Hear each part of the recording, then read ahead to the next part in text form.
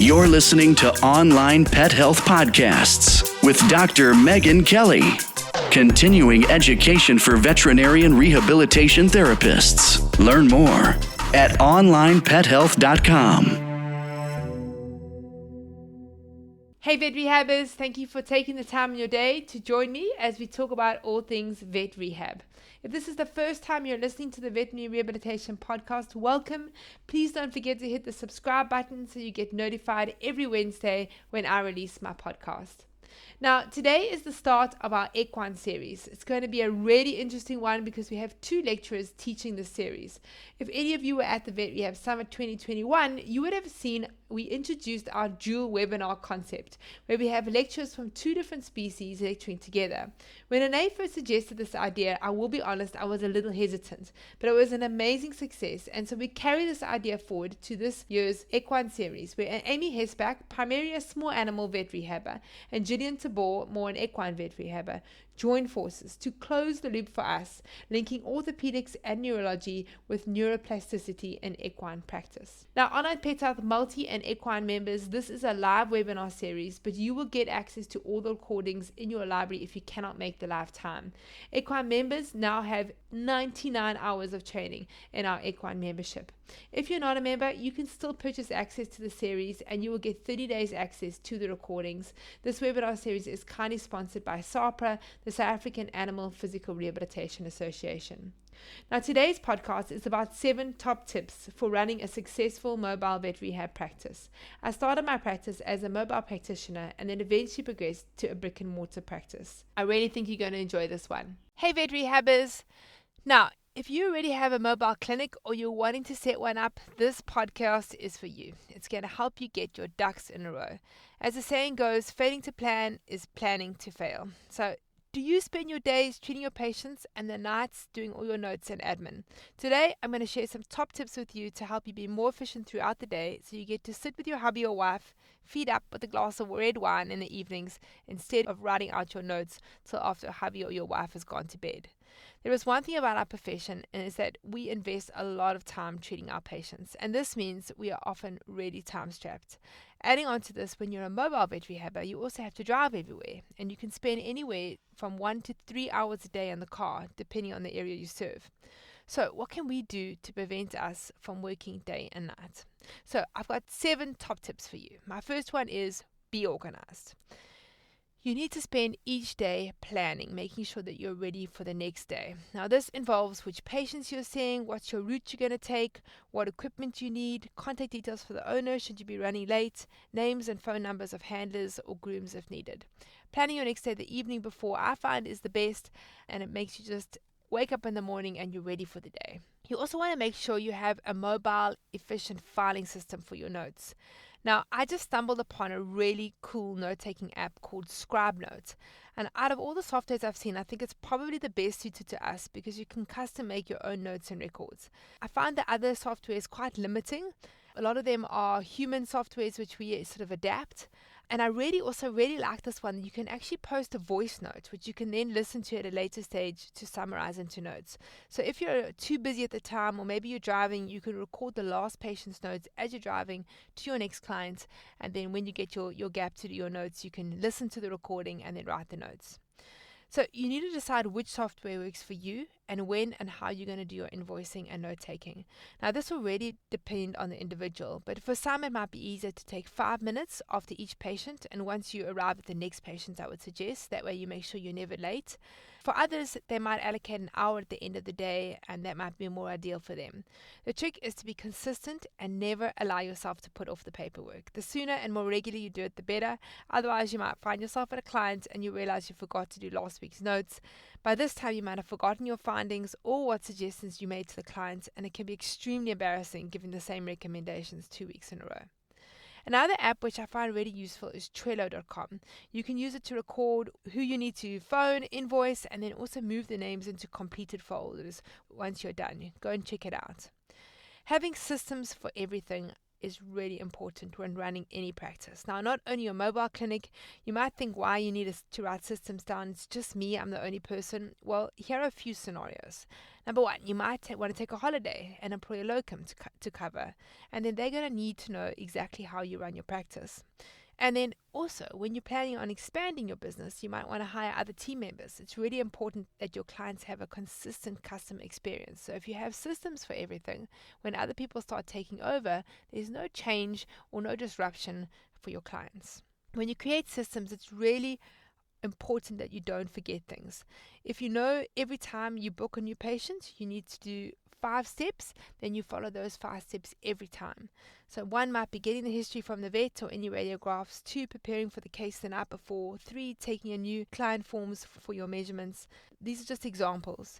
You'll never find yourself at a client's house or driving there realizing you don't have a history if you have a system for everything. You might have a system for the end of the day. 1, clean all your equipment. 2, replace the blankets and towels with fresh ones. 3, finish all your notes. 4, invoice all the clients. 5, write your schedule for the next day. 6, plan your route on Google Maps. Creating these systems will save you anxiety and loads of time. It'll make your day-to-day operations also smooth and stress-free. Right, so on to my second top tip. Use your time effectively. Now, in today's day, there are so many things that waste our time, and I know I'm really guilty of it. I'll go onto Facebook and be scrolling. As a mobile vet rehabber, time is not your friend. And this means you need to make sure you are using your time effectively. There are a few opportunities I see for you. So the one, while you're driving, it's tempting to use this time to listen to iTunes or the local radio station, but you could use this time a whole lot better. So you could use it for learning. So listening to the podcast, like this one, for example, or listening to audiobooks. I have the Audible app on my phone, and I've got loads of audiobooks there, which I listen to when I'm driving. Alternatively, you could also use the time to call clients and vets. Make sure you have a hands-free set, or ideally a car where it's built in, so that you're safe when you're doing this. You can also listen to webinars and the audio of the webinars while you drive. Just make sure each day you have a plan as to what you're learning, and then you're going to do that while you drive, and so that you don't waste your time. I also recommend not opening your email while on the go. Now, this can be so tempting to do, but only ever open your email if you have time to respond. And this is one of the things that always gets me. I'll be at a shop or I'll be waiting in the car for something, and then I'll quickly just hop onto my email, and then suddenly the person I've gone to go collect, maybe it's the kids, they jump into the car and now I can't respond. And then what you do is you actually create an open loop in your mind, because now you were supposed to have actually answered that email, and now that's busy now going through your head. You got to remember then that you've actually opened that email and you still need to respond to it. And then what happens is later on, you got to read that email again to reply to it. So which is wasting loads and loads of time. So decide on twice a day where you're going to read email, sit down, read your email, and then reply to them. And then you'll also know that you're never ever going to miss an email if you know that you reply to emails all the time when you open them. So we've all been down the social media rabbit hole. So don't be tempted to scroll through Facebook when you're a few minutes early.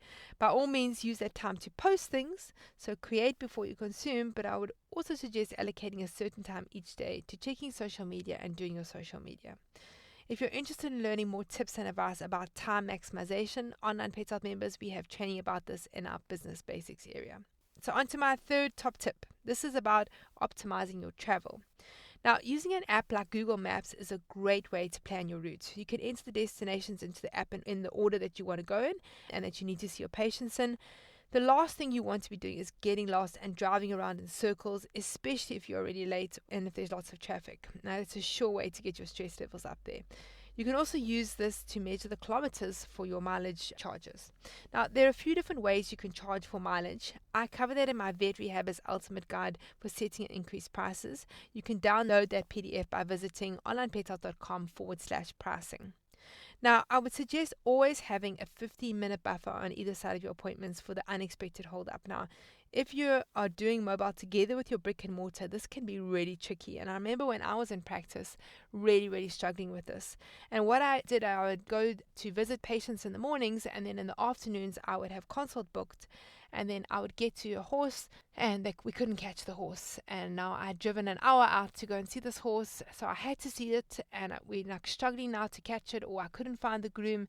And then by the time I got back to the brick and mortar practice, I was 45 minutes late for my first client, which had a knock-on effect on the rest of the day. So my suggestion is to actually divide your days up. So have days where you're mobile and days where you're at brick and mortar. Then you don't have to worry about being late, or alternatively, I would do the brick and mortar consults first, and then it's said with your clients that if you are mobile, you could be a few minutes late depending on traffic. And then obviously also with traveling, you want to get yourself a really nice coffee mug and a water bottle for your car. This will save you time so that you don't have to stop and buy from the shops. Now, one of the things about being mobile is that we need to take everything with us. And that means your laser, your shockwave, your PMF blankets. And if you do small animals, this might include exercise equipment. Before long, your little car is packed to the roof. So our fourth top tip is all about your equipment. Creating a system for packing your car so you always know where everything is so important. Try and travel as light as possible using bags that are easy to clean and to pack and unpack. And what I suggest is that having a dedicated space in each bag for your stuff, so it's easy to see if you've forgotten something. So every time you pack your bag, you pack it exactly the same way. I also suggest you create a checklist and laminate it, put it in the bag. That way, when you eventually hire an assistant, it's easy for them to pack the bag for you. Being organized and having a neatly packed bag will also eliminate stress and also, of course, will impress your clients. Now, as you're traveling a lot and will often be by yourself, it's really important to be open-minded about your safety. Putting some plans into place to ensure that you and the people around you know what to do in an emergency is really simple, and it's essential. So my top 5 tip is all about safety. The specific plans you put into place will depend on the area in which you work.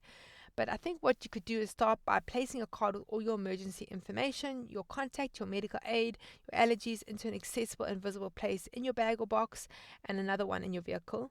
I use that Life 360 app. It's on your cell phone. It allows you to alert others where you are, and they can also track your movements. And I actually use this with my husband Graham when he surf skis on the sea. So I can track him at all times. And if there's a problem, he can alert me, and I can get a safety and rescue to him as soon as possible. Now, I know that marketing is not something that vet rehabbers like to do. They like to rely on hope marketing a lot, but the bottom line is if you want your business to grow, you guys need to market it. So my 6th top tip is all about marketing. It's important that you spend some of your time fostering relationships with vets and other therapists in the area. Now, you have an ideal opportunity when you're traveling around. You can even schedule these visits in when planning your times for appointments and your route. You can also do a quick drop-in, possibly to deliver a vet report, as well as emailing it. This might give you the opportunity to discuss your patient with the referring vet. So it's the benefits of creating these relationships is so important, guys. This is where you're going to get all your referrals from. When you start to build up relationships and the vets start to trust you, they start to know who you are, able to discuss cases, you'll start to see those referrals coming in. Now, Onlinepethealth members, you can check the business basics area in our members portal for information about getting more vet referrals. Mutual referrals should be something that we all aim for. You should know the skills, equipment, and niche areas of all the vets and therapists in your area so that you can also refer patients back to them when necessary. There is also a great training in our business area about networking with other pet professionals and how once you establish these relationships, you will get this constant stream of new clients every single month. Being a mobile practitioner gives you great opportunities for social media images. You can take one of your patients in their home, obviously always ask the client for permission to do this and that they are happy for you to share them first. You can also take pictures when you stop at vet practices, tagging the vets and posting images like this will help give you credibility as it shows how you work together with the local vet practice. Ask clients if they have any friends that have animals that could benefit from your service. Sometimes we actually need to ask our clients for referrals. Always have some pamphlets in your bag to share with clients so that they can give them to family and friends, and also attend as many shows and events as you can. Make them part of your normal week. You can use shows to treat multiple patients in one location, and your presence also demonstrates support to your clients and patients. It builds relationships with your clients and increases your exposure to potential new clients. Always wear branded clothing. It gives you extra exposure, and consider some really awesome stickers for your car. Alright, now my last tip is where are you going? That is all about growth. Never be afraid to grow and expand your practice. You can employ an assistant when it becomes necessary, for somebody to help you with the administration, then employ another therapist if this is the way that you want to go. And also remember, it's okay to stay how you are, but I recommend employing people to do the mundane jobs that you don't enjoy. For example, the accounting, the invoicing, and the emailing. By having people to help you with these jobs, it opens you up to do more of the job that you love, which is treating animals. Expanding your team also allows you not to be limited by your own time and ability. The more people you have, the more input you will need in the form of management, and this isn't always everyone's cup of tea. So decide for yourself what you want your practice to be like and where you see it going. Okay, guys, so I really hope these 7 tips and advice have got you thinking about how you are running your mobile clinic. So I'm going to summarize, go through the 7 points. Number 1, get organized. Create systems for everything so that you can never forget something and can run your practice efficiently and smoothly. Make sure you have a system for recording your notes and invoicing. Number 2, use your time well. Listen to podcasts and audible books while you drive. Do not open your emails unless you have time to reply. And when on social media, create before you consume. Number 3, plan your route the night before and make sure you have an app that you can use to calculate your mileage for you. There are ways to charge for mileage. You can check out the ultimate pricing guide for vet rehabbers. Go to onlinepethealth.com/pricing. Number 4, create a list of what equipment you need to pack and have a place for everything. This way, you will never forget something. Number 5, keep safe, especially as you're traveling on your own. Have a system for emergencies. Number 6, marketing. Use your time fostering relationships and networking with other health professionals will ensure you get a constant stream of referrals. Take pictures during the day and use these to post on social media. Attend shows and events and never be too scared to ask a client for a referral. Number 7, never be scared to grow, but also be okay with staying the same. This is going to depend on what suits you and works for you. I hope these 7 top tips have helped you loads. We have so many more business resources in our business basics area in the Online Pet Health membership, all helping you to become a successful vet rehab practice owner, but most importantly, with minimal stress and the work-life balance you deserve. If you enjoyed this podcast, please hit the subscribe button so you get notified every time I load a new podcast. And please, if you get a moment, head over to Stitcher or iTunes and leave me a review. It's a really lonely job being a podcaster, and so the only time I get to hear from you or know that you're out there is when I get a review. And know that I read every single one of your reviews. So to those of you that have left reviews, I want to say a very, very big thank you. Every time we get a review, it really helps to get the veterinary rehabilitation podcast out there to all the vet rehabbers all over the world. Alright, vet rehabbers, so if you are looking for more continuing education in the field of veterinary rehabilitation, head over to onlinepethealth.com. Go be awesome, guys.